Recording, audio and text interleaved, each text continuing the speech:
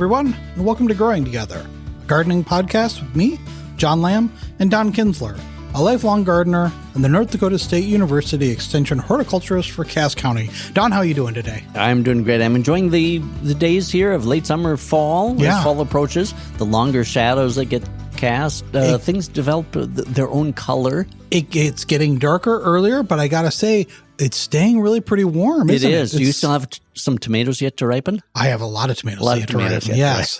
And so I've been asking you this, I think, every week for the last couple of weeks. Is there anything I should do? Tomatoes ripening. I still got a lot of green tomatoes. Well, the other night, Sam said, we're just going to take the ripe tomatoes that we have that we pulled inside and let ripen up, and I'm just going to make a tomato sauce. I said, okay, awesome. Great. Let's do that. So she's making a tomato sauce, and it's the evening, and she says, I'm going to go to bed. Why? Can you pull the tomato sauce off? We actually tasted it. It tasted great. Turned it off. She says, once it cools down, put it in ice cube trays and we'll freeze it. So we have individual packages, basically. Good way. Yeah. Does this? I go to work. I had to do some writing yet. So I was doing some writing, cleaning up in the kitchen, other things like that. And yesterday at about 5:00, I realized I never put it away. I never froze them. They sat out overnight, sat out all through the day. And I it's like, well, maybe. She's like, no, you got to throw it away. I am guessing our food and nutrition people would have a firm answer on that. Yeah, I'm sure. I was wondering if the acidity in there would be enough, but no. So we did. We dumped. We don't want to read about you in the paper, John, dying from consuming tainted tomatoes that were left on the stove. Especially the tomatoes from our garden that we've spent so long growing. So it really was just very frustrating. But no, I'm feeling like I need to get you some tomatoes. No. Well, like I said, we've still got a bunch that are on the vine that we're waiting for. They're just starting to turn a little bit, and we've still got plenty of yellow ones in the kitchen. So we're okay. You're okay. But boy, it's frustrating when you wait so long for something and then you just mentally space something out, and you're to blame. So that's on me. Yes. Well, I bet that made for some discussions. Yeah. Yes. Well, now, one of the things we're going to talk about today is, I got to say, so people who are listening who may not know this, so I am a reporter for the Fargo Forum. You're a columnist. You submit a column for the Forum, and your columns on crabgrass were the most read, the most shared. They had the most activity of any story within the last week, basically, or at least over the weekend. And they were high ranking last week, which is funny because they're posted, I think, on Friday. So last week ends technically on, I think, Saturday for us, and yours were really up there. So people really want to talk about crabgrass and quackgrass. We can all get behind the battle against crabgrass and quackgrass. It is something that we can unite. So it's going to be fun to talk about that today during the podcast. But first, you've got a question from a listener. I do. Thank you, Jerry, for writing in. Okay, Jerry says, Don, I have a row of cotoneaster on the north side of my house. It's something like 50 years old. I cut it down after freeze up last fall. The regrowth this spring was great, but I need to start trimming again. Is it best to do this in the fall or wait until spring? Well, thanks, Jerry, for writing in. And we can basically say that all pruning, including your cotoneaster hedge, is best done in early spring before things leaf out. There's really not a good reason to do pruning in the fall. Trees and shrubs are slowing down. They know the day length is getting short. And so in response to that day length, they start shutting down preparation for winter. The cells aren't dividing.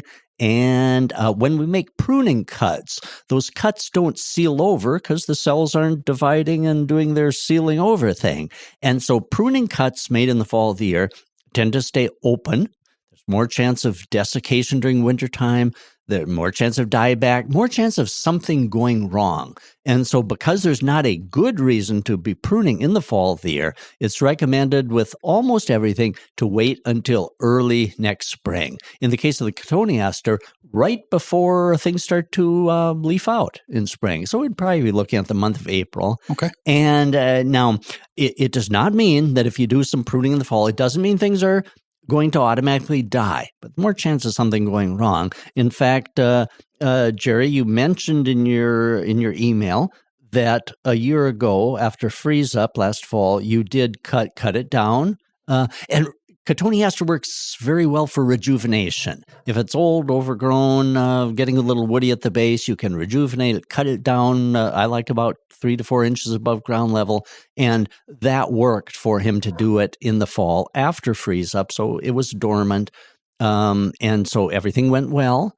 You could have done that same rejuvenation closer towards spring, would have been a little more of a safety measure. For anyone looking for a good hedge or privacy hedge, Cotoneaster works well. What makes Cotoneaster a good hedge, it can trim well. It's got a relatively small leaf, and so you can shear it without cutting into the leaves themselves. So Cotoneaster has been used for hedges for many, many years. If you do no topping of it, it can get 7 feet tall. So conceivably, it could be a tall hedge, but it can be sheared or left to grow natural. Sounds kind of like maybe it would be like a boxwood, which we can't have here, can we? Boxwood and privet are both used in other parts, more mild parts of the country. So Cotoneaster, many times when people ask about that, it looks like it could be pronounced cotton Easter. Okay. Cotton Easter is kind of the way it's spelled, except with one T, but it's pronounced Cotoneaster. So is it any relation at all to the aster plants that are now flowering? No. Okay. All one word, Cotoneaster. Sounds the same. Sounds like cotton Easter. All right. Great. And thanks again for Jerry for writing. And anyone that does have questions, send me an email, donald.kinsler, KINZLER, @ndsu.edu. And it's great to hear from everyone.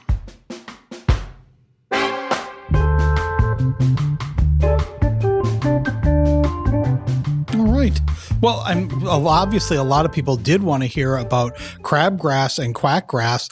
First of all, before we get into this, we'll go over the column that you just wrote. Like, how long has quackgrass and crabgrass been an issue around here? Because it seems like it's a perpetual problem. It is. Well, the reason for writing about it now, this time of year, late summer, early fall, is because it is so noticeable now in our lawns.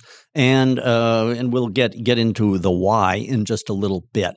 But crabgrass becomes very noticeable. Quackgrass also this time of year. And so this is the time of year, especially if you start getting a little short on moisture. And our lawn did well, but right now we're a little drier. Getting a little, and yet those weedy type grasses tend to persist. And so this time of year, when people are looking at their lawns, they kind of see these weedy grasses, and so that's why I wrote about it. I thought it'd be interesting to discuss the situation on a podcast. Yeah. Now it's interesting too, as we get into it. The difference between crabgrass and quackgrass is really important. So even though the term crabgrass is sometimes used for any weedy type wide-bladed grass, it's really important as we get into it to distinguish between the two, because that's a key to control. Now, it's interesting as we talk about lawns. Lawns do a lot of good. There are movements to reduce the size of lawns in favor of some pollinator gardens and things like that, and maybe some wild native type plantings, and that's wonderful too. It's there's space for all of this. Mm-hmm. But a nice thing about lawns is healthy lawn does provide some benefit. Did you know, John, that an area of lawn 5 foot by 5 foot produces enough oxygen for 1 human for a day? So if you've got, in our case, we've got 4 staying in our house now, my wife and I and our 2 sons. So we're providing enough oxygen for ourselves, plus a few more people. That's good. So lawn grass does well. Also, it filters, the runoff. It can filter and trap pollutants and kind of deactivate pollutants, things such as that. And of course, gosh, for playing kickball or soccer, what would that be without having some lawn area? Yeah. And I like to use the lawn kind of as a canvas on which your other things, your landscape, perennial flowers, annual flowers, are kind of featured too. Mm-hmm. And so there's a lot of good to be said for lawns, and they don't always have to be so high maintenance either. But in comes crabgrass and quackgrass. Okay, now most of our lawns are Kentucky bluegrass with a little fescue thrown in for the shaded areas. So Kentucky bluegrass is the grass that is in most of our lawns, most of our mixes, and it can plug along merrily for 100 years or more. But now it's interesting. Okay, these weedy grasses and the two that we'll talk about, crabgrass and quackgrass, when they exist in a lawn, they don't just blend in, they stick out. And because they're so tenacious, they start diminishing in many cases the Kentucky bluegrass. Now, both these grasses have an interesting history. Okay, they're not native to North America. Quackgrass was brought over from Europe probably as the seed of quackgrass was probably a contaminant, maybe in a grass mix or a forage, livestock forage. Because who in their right mind who experienced quackgrass in Europe would purposely bring it to North America? And because you've got to believe quackgrass was an irritant in Europe too. Well, does anybody look at it as a ground cover, kind of like Creeping Charlie? Some people will say, let Creeping Charlie go. It's a ground cover. Yes, I know of people who didn't purposely plant quackgrass, but once it became their predominant grass species, they just decided, okay, fine, let's just mow it. Not going to fight it. And it does. Quackgrass is deeply rooted, pumps water from below. It stays green when our bluegrass goes dormant, and so if you don't mind kind of the wider bladed look of it, a coarser look, I could see a lawn of quackgrass and, in ditches and things like that, stabilizing ditches. The problem is with quackgrass, it doesn't have the common sense to stop. Instead, it pretty soon is in your perennial garden, growing in your vegetable garden, in your landscape. For example, I've seen in a mulched rock landscape, the quackgrass will start growing in the rocks. It doesn't need much soil.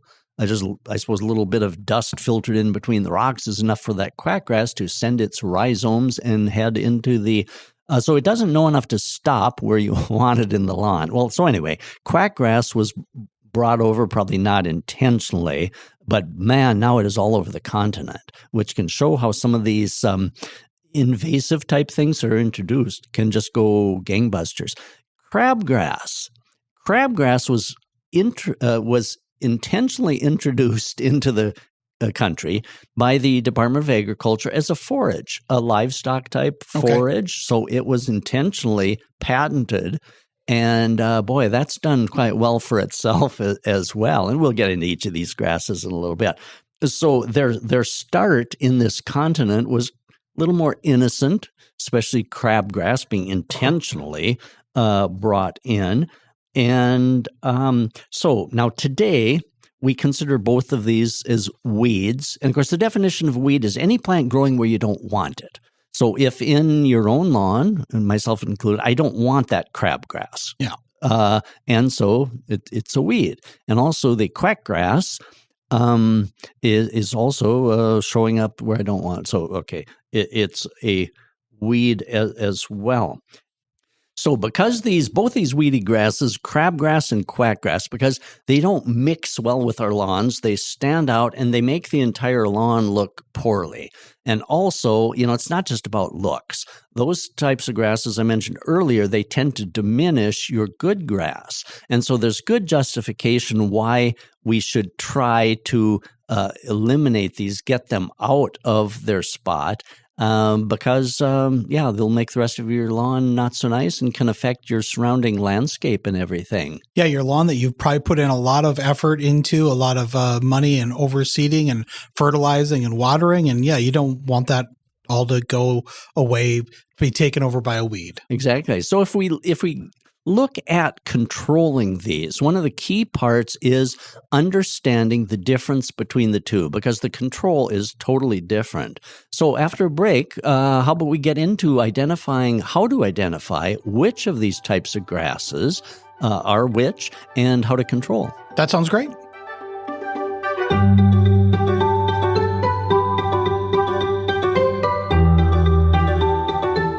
Get 6 months of local news for just $2. You get unlimited access to the news and information you need to stay connected to your community. Visit inforum.com/subscribe to get 6 months of local news for just $2.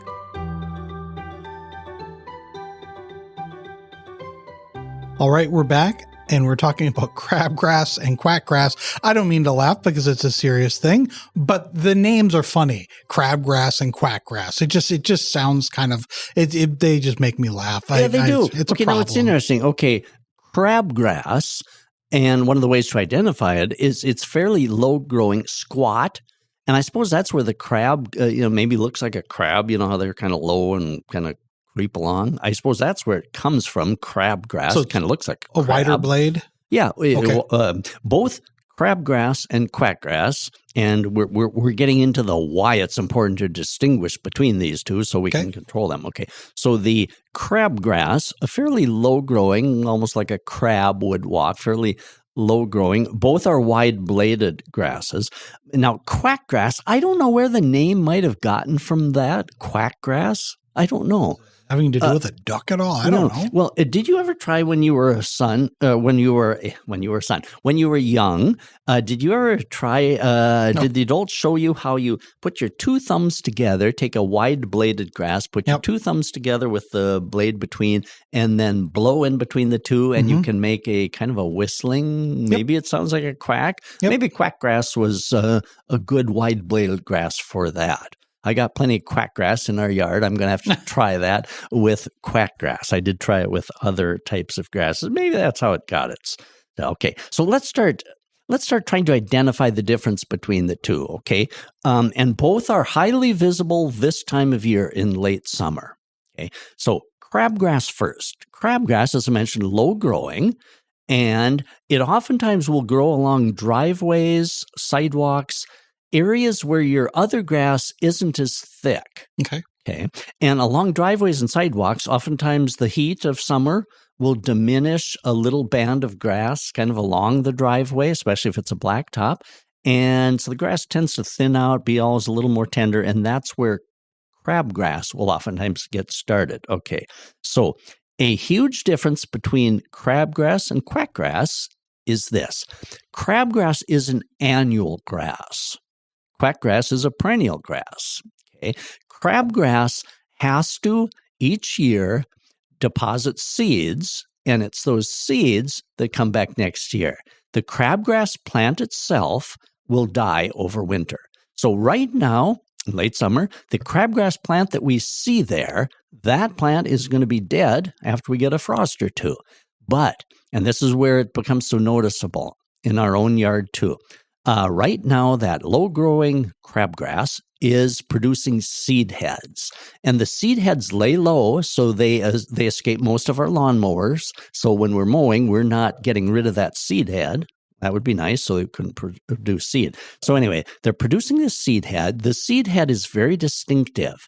And the seed head has been described as being like a goose foot. It has like a 3, sometimes a 4-pronged, kind of all coming down to one point, kind of like a goose's foot. Okay. So it's a 3-pronged seed head with little tiny seeds all along those prongs. So you look at that for low-growing grass, look for the seed heads, the 3-pronged seed head there, like a goose's foot, and that is busily depositing seed this time of year.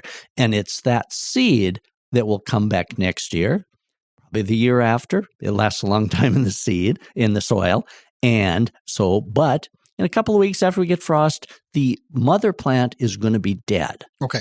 Yeah. So it's that seed of that is going to carry the generations forth. Now, quackgrass, totally different than that. Quackgrass tends to have a bluish color. Crabgrass is a little more yellowish green. Quackgrass, blue.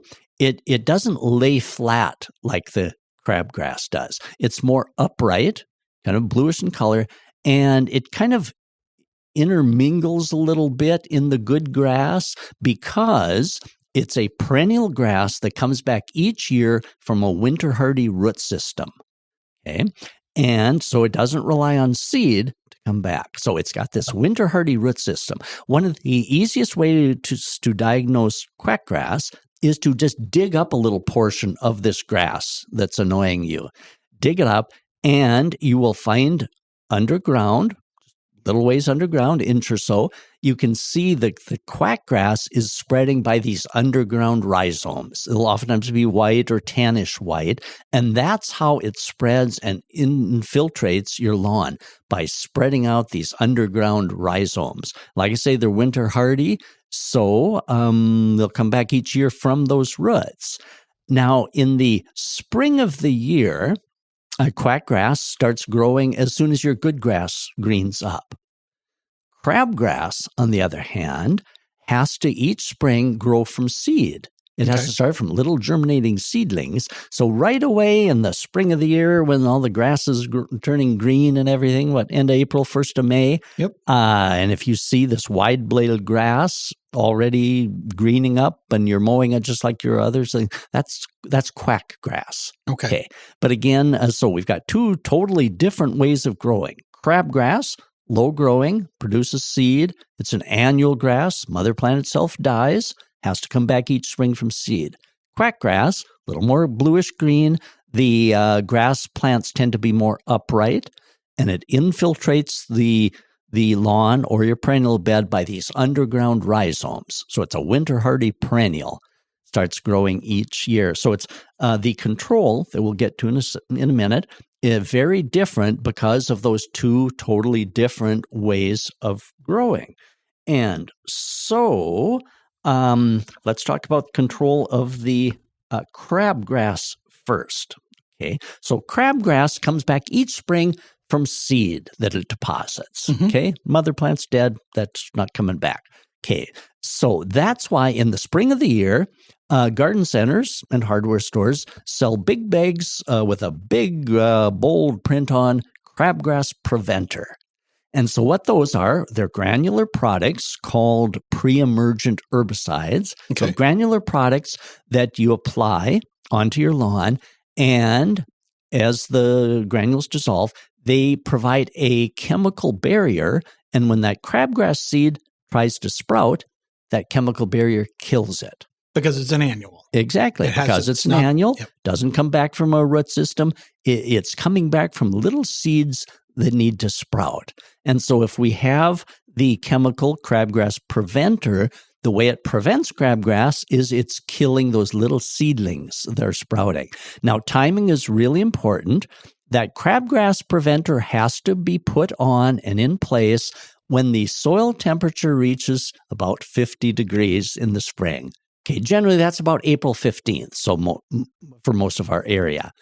And so the way to prevent crabgrass is in the spring of the year, so mark on your calendars, generally around April 15th, that product has to be put on. You can put it on with a fertilizer spreader, or if it's simply along your driveway, maybe just spread the granules, follow the label directions. The label directions also indicate, and this is very important, to make that chemical barrier after you apply the product, it needs to have water, moisture, about a half an inch of rain to dissolve those granules, get it onto the soil surface, and provide that chemical barrier. It doesn't hurt the good lawn grass, but what it does is when those little crabgrass seeds are trying to sprout, it kills it. If you don't get that preventer on in time and those little crabgrass seeds have sprouted, then the chemical won't have any effect on it. And so that's why crabgrass is all about prevention. It's not coming back from a winter hardy root system or anything. It has to start over each year from seed, and that's its weak point.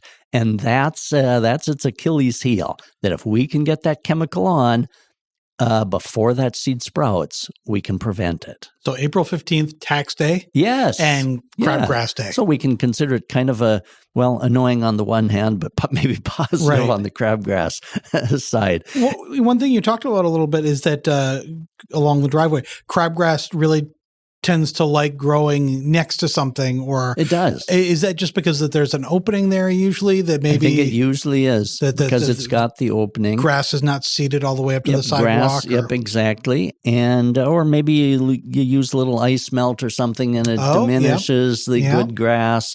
Maybe makes a few bare spots, and then that's an area where the crabgrass seed can get started. And of course, the birds are spreading the seed, and there's lots of ways where it gets started in a new area. But so if you're like me, we had a new sidewalk put in last year, and then they seeded it, and I noticed that right along the sidewalk, boy, it's some not good looking grass, and that's what it is. It's probably the crabgrass. Could very well do that. Along with that, the chemists have come up with a little bit of an alternative. If for some reason the crabgrass escapes your preventer and starts to germinate, and you get a little tiny plantlet, and again, the way you tell these little crabgrass seedlings from your good grass is it's going to be a little more yellowish green and a wider blade. Okay, so if your crabgrass preventer didn't work or you didn't get it down, and you start seeing little crabgrass seedlings, then at the garden centers you'll see what is called crabgrass killer. Okay, the granules are crabgrass preventer. Okay, then you'll see liquid products called crabgrass killer. And when you read the directions, it indicates that they need to be applied on crabgrass when it's very tiny. So again, follow the directions. And so that's a little bit of a backup plan. Now, okay, what about this time of year, or is crabgrass middle of summer? What if it hasn't started producing its seed yet, and you decided to use let's try that crabgrass killer? Well, by the time the crabgrass gets kind of older, those killers aren't very effective on it. So the key is prevention first, to kill the seeds as they're sprouting. And then if that escapes, use the crabgrass killer when the little seedlings are still very tiny. And then, so what about right now? You've got crabgrass growing along your driveway. It's producing seed. Okay, should we do anything? Is there really? No. We're only a few weeks away from probably a killing frost, 2-3 weeks away. And this time of year, it really is pointless to try to kill it. You could try digging it out, maybe if it's not in a very big area. But again, that seed has probably been spread. You could, if you didn't have much crabgrass and you identified it middle of summer before it starts producing seed, you could dig it. One advantage of crabgrass is that because it has to grow each spring from seeds, it doesn't establish a root system very deeply. Quackgrass, there's no way you can pull it because it's so deeply rooted from years and years of hardy roots. Okay. Crabgrass, since it has to start from little seedlings, it doesn't have too much time to establish a root system. So crabgrass is easier to pull out. With when you add those in the fall, or the spring rather, when you add those pre-emergents, how long should you wait to maybe put down new grass seed over that area to again try to keep as a preventer from keeping crabgrass from coming along in, to fill those areas with good seed? Good point. Yes, if you want to try to fill those areas so the crabgrass couldn't get kind of established in the blank areas, no, the same product that would prevent the crabgrass, most of those products will prevent your good grass seed from sprouting also. But the new grass seed. Right. Not anything that's already rooted in. So these preventers generally, the pre-emergence preventers generally kill grass seed as it's sprouting. Okay. Crabgrass or good grass. But read the label on the products carefully. There are a couple of active ingredients that will not kill Kentucky bluegrass. So if you want to reseed those areas with good grass, choose a crabgrass preventer that specifically says will not harm good grass being seeded or Kentucky bluegrass. Most of them will kill them all. So do a little searching. So now let's talk about quackgrass. Yeah. Okay. I mentioned that quackgrass comes back each year from a winter hardy root system, and it spreads by these underground rhizomes. And so over time, it produces a network, deeply rooted. It spreads outward, continues spreading outward. And so trying to pull it is pointless. There's so much left in the ground. If you had for example, in a perennial bed, you could dig, if you carefully dig and get out every little sprig of that quackgrass, you could conceivably, by doing it. In a lawn, there's not a really good way to do that, how you dig quackgrass out of a lawn. So is there a product, a chemical, something that we could put on the lawn to kill out the quackgrass and leave the good grass in place? No, there isn't one. There isn't. No magic bullet there. We're all hoping for that, boy. And you can believe the chemists are trying to come up with something that would rid our lawns from quackgrass. But to date, there isn't one. So what do we do if quackgrass has infiltrated your good grass? Okay, well, some people have just let the quackgrass take over and mow it. Okay, but the two just don't look good together. And if you don't want that quackgrass to keep growing and invade everything else on your property, a couple of ways. Okay, you can use glyphosate, which was the original Roundup and other brands. Glyphosate is quite effective on killing quackgrass. Killing everything. It will also kill everything. It'll kill your good grass, which means then you need to reseed. Glyphosate does not have soil carryover, so you could kill the quackgrass and the surrounding good grass and wait till it's dry brown, kind of rake most of it off or weed whip it down to kind of some good soil, and then reseed because there's no soil carryover. It won't affect this good grass seed that you plant. And so you could do that. Some people opt to smother with black plastic or a tarp. Smothering to kill quackgrass would have to be done most of the growing season in order to do it. Just a couple of weeks of smothering isn't going to do it. That quackgrass is going to come right back out of that. And if quackgrass gets into a perennial bed, if you go and dig that clump of iris that it's in, you can separate out the quackgrass, then replant. There are some grass killers. I think we've maybe mentioned some of those. For example, if quackgrass is in a peony clump, there are grass killers, 3 common brands. Ortho has one called Grass Begone. The Bonide Company has one called Grass Beater. And the high yield line of products is called Grass Killer. And when you read the directions, that can be sprayed right over the top of the plants on the label, and it will kill grasses, but it won't kill such as peonies or other types of things. It's not to be used around edibles unless the edible is on the label. And so there are ways. But in a lawn, there's no good way to separate out the quackgrass. Try smothering. Work with the glyphosate. There's another tricky thing about quackgrass, and that is, even with glyphosate, you spray it, everything turns brown. Quackgrass is so tenacious, it has what is called latent buds down in the rhizomes.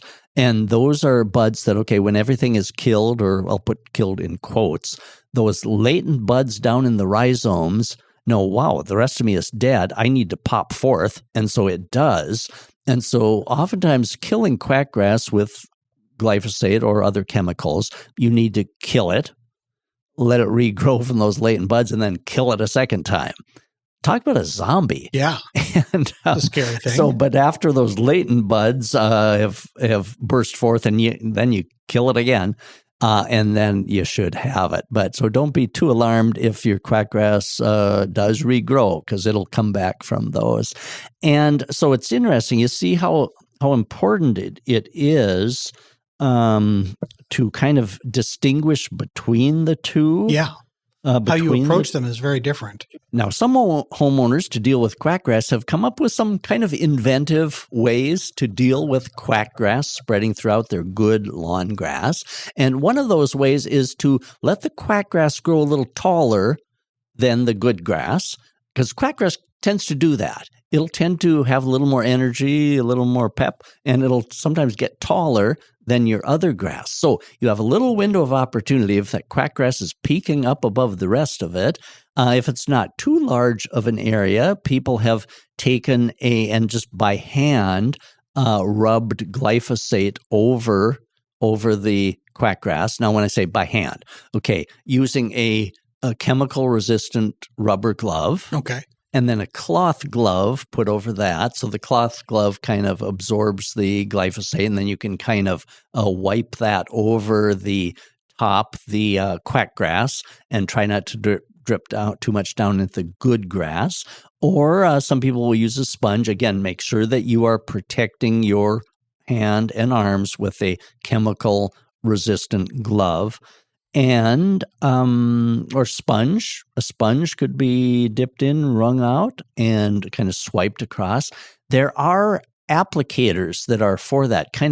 It's like a sponge on a stick, kind of called a wick applicator. Okay. And that you fill up, and it wets the wick down at the bottom, and then you swipe that across the quackgrass that you're wanting to kill. And that can have effect too.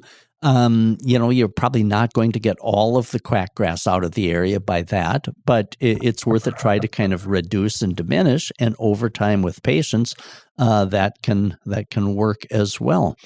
And so a key point being, if you can get quackgrass, if you don't want it in your lawn, a key point, a key point is getting that quackgrass clump when it's kind of small. Right now, I've got a quackgrass clump that I want to address. It's probably 3 feet in diameter. Oh, okay. And it's not going to get any smaller. No. And so it's kind of in a rough circle. But I'm going to apply glyphosate to that, wait till it's dead, and then reseed. And I'm going to do that this fall yet. Okay. Here as well. So if you can catch it before it has infiltrated your entire lawn, you have a little better success. I should mention, John, too, okay, we talked about crabgrass, talked about quackgrass. Mm-hmm. There is a third type of grass that I oftentimes get emails and photos of that will affect lawns, and that's quite visible. And that is the grass that stays very green. It's got a wider blade, but it stays in a fairly neat clump, and it's called tall fescue.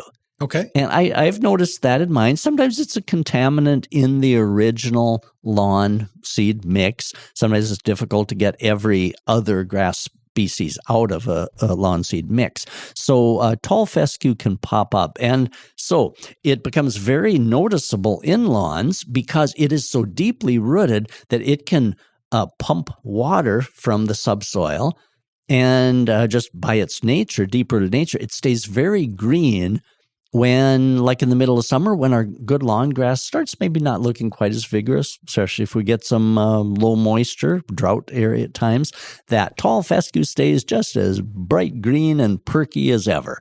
And but it stays in a fairly nice round clump. Okay. So if you've got these neat, round, dark green, vigorous clumps in your lawn, chances are it's tall fescue.